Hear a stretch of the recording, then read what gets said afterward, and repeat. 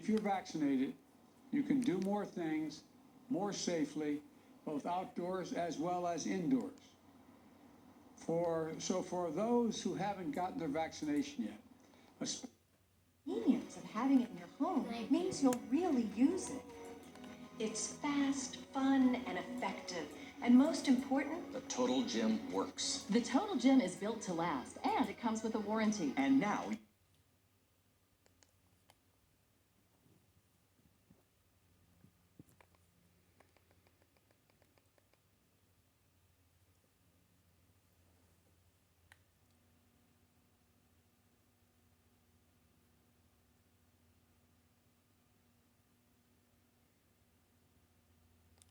headlines and call 855-344-4144 today.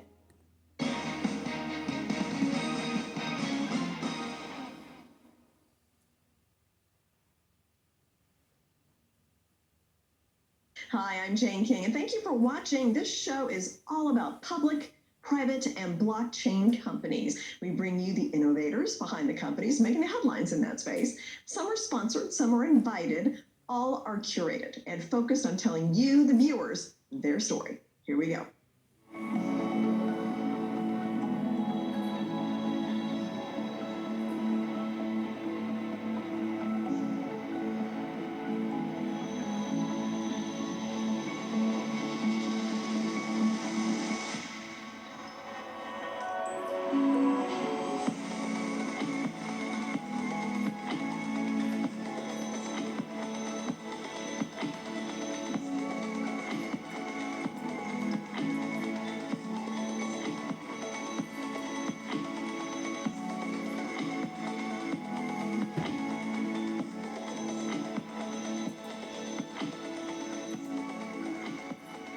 Tonics Pharmaceuticals has entered into an exclusive worldwide licensing agreement for its antiviral COVID inhibitor. So with me is the CEO of Tonix, Seth Letterman. Great to have you, Seth, to explain this new agreement.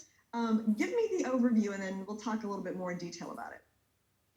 Well, thank you, Jane, and thanks for having me on. We're very excited. The COVID pandemic still rumbles on. And despite the vaccine deployments and the rest of it, many people are going to continue to contract COVID. And right now, the drugs that we have aren't enough. So we're delighted to have reached an agreement with Oyagen, a private company in Rochester, New York, run by a professor from the University of Rochester named Harold Smith, who's a worldwide leading expert on coronaviruses and RNA viruses in general. And they've developed what we are now calling TNX 3500. And they've brought it to a point where it's a perfect deal for both sides, because we will be able to bring it into clinical trials and get it tested. And they've done all of the basic science up to this point.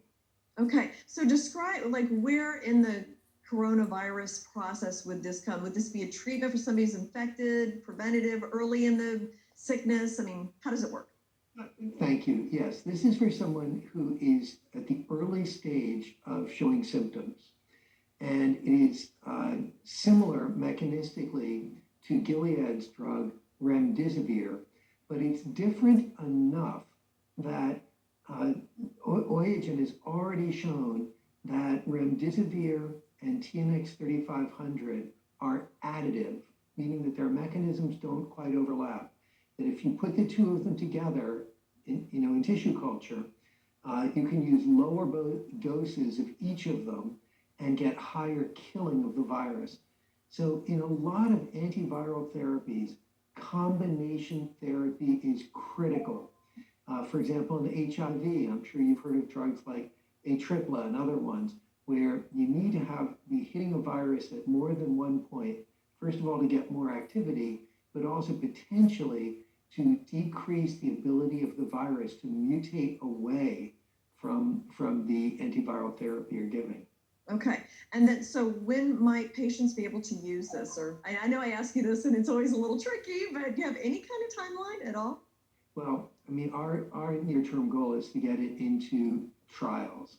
So we are rapidly going to put it into our system and make the drug product and get the application together to FDA called an IND so that we can begin human testing. Depending on where in the cycle, our initial human results will come, I think will depend on how quickly it can get out. For example, if COVID is as bad as it is today, then clearly we would consider the pathway of an emergency use authorization. If the vaccines and herd immunity bring COVID down a notch, then maybe it would go through more of a regular pathway. Okay. And then this is just one thing you've been working on. I mean, you have a lot of other things in the pipeline too, with immunology, central nervous system therapies. Kind of explain where all of that is at this point. Yeah, we have a lot going on. One of the very distinctive things about Tonics is that we are agnostic in terms of the type of technology underlying a therapeutic. So our products go all the way from a live virus vaccine for COVID to a protein made in CHO cells, to a protein made in E. coli, to small peptide therapeutics, to small molecules. So we cover the gamut of things. But what a year we're having. We expect to have 4 drugs in clinical trials by the end of the year in phase, 3 in phase 2 studies, 1 in phase 1. But that's in addition, I'm not even counting our treatment for fibromyalgia, which is our lead program.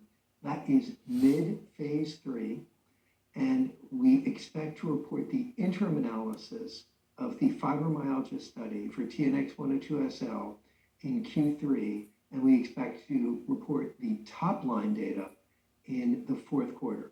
Now, if that data are positive, and we think that's a good chance because this study is really a duplicate, a confirmatory study of the positive phase 3 that we reported in last year, at the end of last year, then we would be in a position to file the new drug application. So we have a number of programs that are in late clinical stage development, but they are led by 102SL for fibromyalgia. Okay, well, thank you very much, Seth, for joining us with the update. Best of luck and congratulations on your success. Thank you very much, Jane. Thanks for having me on.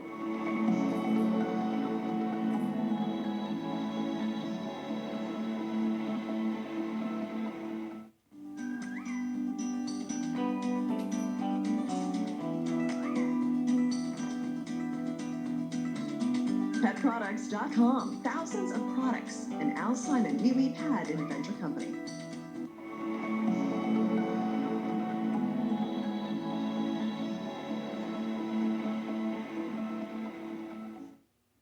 Bradley Moore is the CEO of Global Cannabis Applications Corporation, and we look forward, Bradley, to getting an update on the company. So, and I understand you have 2 big press releases. So the first, GCAC closes the largest revenue deal for its Efixi C2C platform, and then also a Uniswap marketing token. So can you expand on both of those? Sure. Well, good morning. Nice to see you again, as always. So it's been busy. So let's start with the marketing token. So essentially what we did is we engaged our partner, Abbey Technologies, in a marketing contract to promote GCAC's Efixi its QR codes for cannabis to the Uniswap market, because we not only does the Uniswap demographic love crypto, but they also love medical cannabis. Like statistically, we've seen that. And so this is kind of like one of the most efficient ways for us to get out there and be able to do it and carry the message. I can actually tell you as of the day, there's, through the efforts, we've reached 300, there's 300 shareholders of the GCAC token. So that's 300 more eyeballs that know about what we do as a company. So that's a good start for us. Okay. When you say marketing contract, do you mean they will be marketing your token? No, so what GCAC did is we have not created a token. What we did is we entered into a marketing contract with Abbey. And they decided to create a unit token to raise awareness GC through our corporate brand name and what Efixi is. So this is part of our consumer pull tech strategy to let cultivators know that we're speaking to their consumers that are using medical cannabis and teaching them what safe, efficient, effective based medical cannabis should look like. Now, the press release states that you're adding the asset to your balance sheet. Can you explain that? Well, yeah, sure. All we got to do is take a look at what Elon did with adding Bitcoin to his, and we're all publicly traded, so I think it's a well, we're not quite Tesla yet. We think it's a fair way to do it. So, as Elon Musk did by adding Bitcoin exposure to Tesla's balance sheet, we are adding Ethereum exposure to ours through the quarterly purchase of Ethereum-denominated GCA tokens with 1% of our revenues. This is our marketing commitment to Abby. And since the FXC platform is built on Ethereum and aligned with Ethereum 2.0 once it launches, actually we're the first cannabis-related company to launch on that Ethereum 2.0 focused technology. So it only makes sense that we purchase our own GCA tokens on the Ethereum Uniswap platform using some of our marketing budget. And also the press release states you're committing 1% of your top line earnings to marketing. So if I do the math right, this means in theory, based on your first press release, we mentioned you could add $160,000 from your Herb Industries deal next year. Am I correct?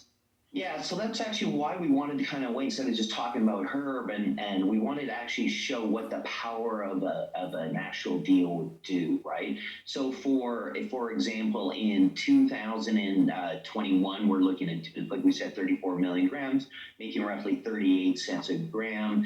We're going to get ourselves into a position we get $130,000 to that liquidity pool. And that's fantastic in terms of creating that awareness and exposure. Now, when you look at 2022, which Herb's revenue falls in part of, that works out to be approximately another $370,000 that we're going to put into that liquidity pool. So this is all really kind of exciting. So the model itself, the revenue drives its own marketing, which drives its own awareness, and which end up driving more revenue.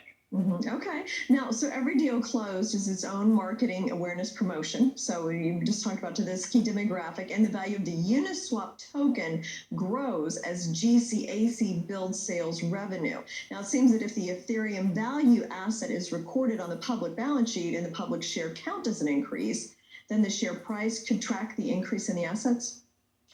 Yeah, so as a Pubco CEO, I'm never here to talk about share price. That's not what I do. Look, our overall marketing campaign is to reach that consumer. Our overall marketing objective is to focus on carrying the fixing messages to medical cannabis consumers that may click on one of our Google AdWords campaigns or those that may be part of the Uniswap community.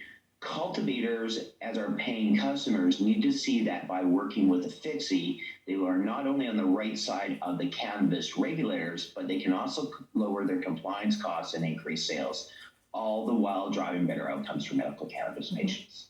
Now, we know crypto is volatile in general, and you said that the GCAC token is paired to Ethereum. So how does that crypto volatility impact the token? So crypto, i.e. blockchain, in many cases demonstrate that you don't always need a middleman and associated regulations in the financial services vertical. The Uniswap platform is a superb example of how the Ethereum blockchain can be leveraged for using cryptocurrency and token trading. In the cannabis industry, where there's a lack of high-quality, consumer-focused efficacy and growing data, FXC's use of Ethereum actually helps to create a meaningful relationship between regulators, consumers, and cultivators by fostering a transparency and trust-based relationship by all the stakeholders. The GCAC token has one job: to tell that story to the Uniswap demographic quarter by quarter. Okay. Well, thank you very much, Brad. And thank you for the update. And I look forward to more updates as the year goes on. Thanks, Jane.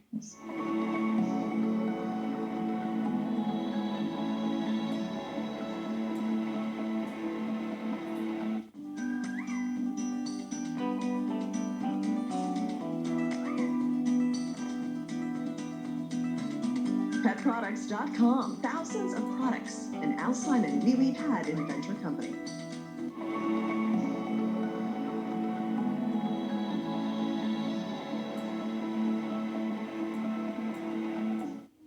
Healixa CEO Ian Parker is back with us to talk about progress that the company has made. So, Ian, great to have you back. And I guess just tell us, I mean, things seem to be picking up pace with some of your business initiatives lately.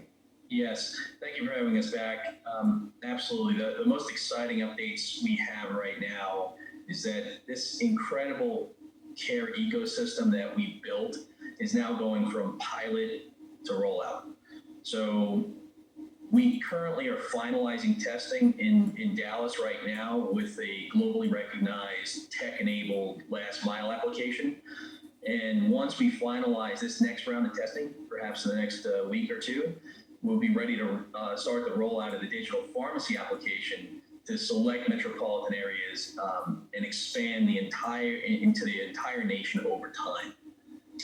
Keep in mind, I think one of the important points here is that this is one of the cornerstones of the entire care ecosystem. And once you combine that with the virtual care platform that allows doctors to connect to the patients virtually, and you now take the remote patient monitoring piece, which allows us to take the vital signs directly from the camera on your phone, you now have an entire chain of care in one complete technology stack.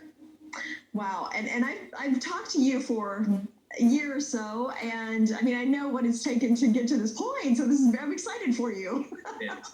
So it's great. So, okay, so once the rollout begins, then what next? Like, what are the next steps for the company? Yeah, so I think one of the things I would point to here is, as you probably remember, last year we signed an understanding with a healthcare benefits company that has access to about 3.5 million lives. As we move from pilot to rollout, we now start the process of beginning to convert those lives from a fragmented care environment to a seamless, complete chain of care platform. Just to sort of put that in perspective as to what that means to a health tech company like ourselves, if you look at Live on Go, for example, pre-Teladoc merger, the value of their value on the public markets was about $10 billion. They had approximately 320,000 lives in their platform. So that should help give people some perspective as to what those lives mean in the system. As we set up, to convert those lives, what's going to happen is you're going to see us quickly surpass a lot of our smaller competitors, and we're gonna put ourselves on a trajectory to start to catch some of our larger competitors. And that is, part of how we've sort of gone methodically through building shareholder value here. Now, I also saw there was a press release about a newly formed medical advisory committee that is also helping to grow the business. So tell me about that. Yes. So we've been referring to this as our Justice League of healthcare professionals. I am a comic fan, as you can see. Understand that these professionals have been around the company for some time, so we're formalizing this right now. They've been sort of operating in stealth mode up until this point. These are globally recognized healthcare experts. In order to build a platform this sophisticated and this robust, we needed to listen to the best in the healthcare community and make sure that we married them up to the top engineers. So if you look at the way the platform has been built, it's been built by top engineers, and at the same time, it's been designed and informed by healthcare superstars. We're going to start introducing these healthcare professionals to the market one by one because, quite frankly, each one of them deserves their own spotlight. They are an incredible group of people, and we really look forward to introducing them. I think that's also going to help the market understand how this was created and how we're going to execute on this incredibly robust platform.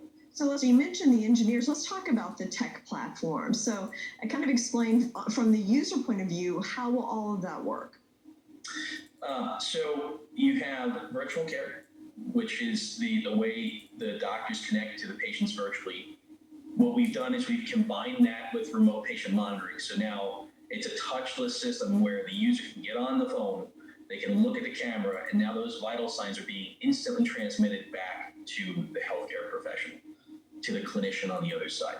that clinician can now prescribe therapies to them. And because of the fact that we have the remote patient monitoring piece, because of that, we can now expand the amount of therapies that we can prescribe virtually.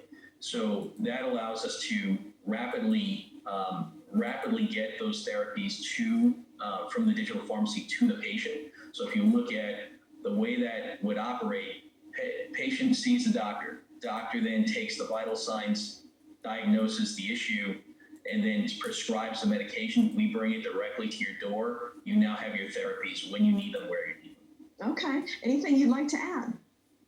I think the only thing I would like to add is that as we introduce these professionals that we're bringing onto the committee, I just want to say thank you to them for all the help that they provide, all the insight they provided, all the guidance they provided over time to help us build this really robust platform. Yeah. Well, and I was going to say, Ian, let's have some of them on for an interview.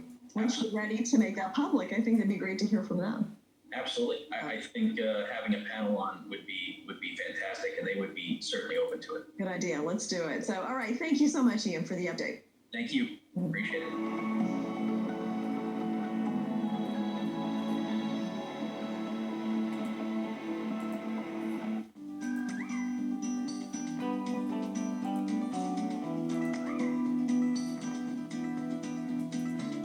Petproducts.com. Thousands of products. An Alcon and Wheatley Pad Inventor Company.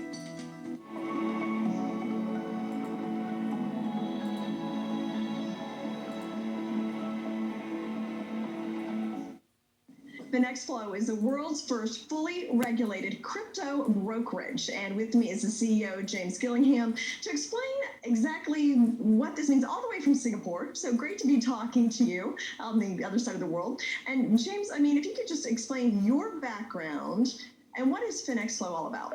So I had a very unconventional start to life. I left school at the age of 16 years old to pursue a career as a professional soccer player or football player for my English fans. After getting injured, I then pursued a career in financial services. So I moved into the traditional world of finance. I was a trader. I was trading Forex. I then went to help manage a $4 billion fund of hedge funds. Whilst I was there, I started to develop my own fully automated trading algos. After real good success there, I then created my own company, my own business, and that was when I actually employed one of my first staff at that particular company, and he introduced me into Bitcoin back in 2013. So that was a very, very interesting foray for the first kind of time for me to move into the digital asset space. Then after Jagero, the fully automated algorithmic company, I essentially sold it. Then I moved on. Then I was creating a bunch of different brokerages. I fell out of love with crypto because of what happened in 2013 and the exchange that I was trading on at that time. It was hacked, and I ended up losing those funds. And I thought, oh, this is a scam. So I actually didn't trade at all in crypto until 2017. And then I started to trade in crypto. I was still running some FX brokerages and things like that. And then I came up with the idea for Finex Flow around 2 years ago. And then we started operating a brokerage that's running today. Okay. Well, what an interesting kind of path that took you here. And 2013, that was really early in the Bitcoin world. I think it was about 2017 when I started to get interested. So it feels like it's been a while. So then how did the idea of Finex Flow come to you? So, to be honest, after the issues of 2013, 2014, I was very skeptical, right? So I was one of these skeptical people, and especially being in the more traditional world of finance, I was like, oh, it's a scam, it's a fake, it's to pay for nefarious activity, right? It's not something that I want to be involved with. It took me a number of years to kind of get over that kind of experience.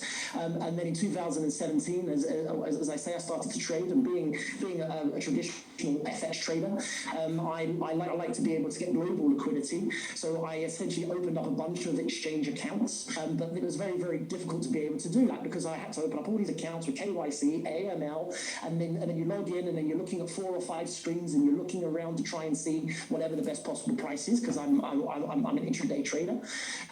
So after that kind of headache and pain, I was like, there must be an aggregator, there must be a brokerage where I can log into one account and have multiple pools of liquidity or exchanges that are plugged into one venue, essentially.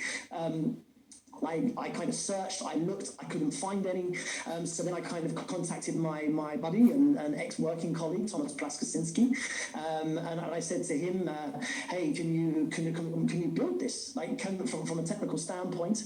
So yeah, we then went about building and developing the actual trading platform that has now been built and developed today to be able to help traders gain access to much better pricing, much better security, and just ensure that we are adding a lot of benefit to lots of people's lives who are trading crypto. Yeah. Well, and one thing you mentioned was about the hack and how you felt like, there was, and we still hear that even from economic officials that Bitcoin is used for terrorist activities and drug things. And, so, I mean, how did you become comfortable that crypto was legit, and how do you make sure Finex Flow is operating as it should?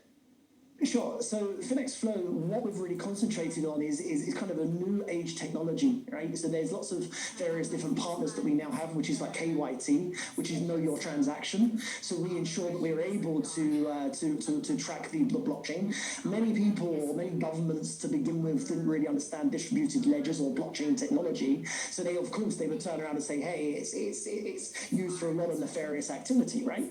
However, when you actually delve in, when everything is on the blockchain itself, it's fully trackable, it's fully traceable. So KYT providers are out there. We're able to see, even if there are wallets that transfer into our platform, we're able to see up to 5, 6, 7 steps away. So we're able to see exactly how many transactions and how many wallets have been involved, and if somebody's trying to wash their cash, we will essentially freeze their assets as per the regulators and the regulations and government jurisdictions. We will freeze them, and then we will have to report an SAR, which is a standardized report, to the regulator until they tell us, or the government, and then they actually tell us, okay, you can either unfreeze or you allow them to continue with their activities. So actually, if you delve into Finex Flow and the overall structure, the way that the crypto world is actually changing, it's a lot safer than the more traditional fiat world.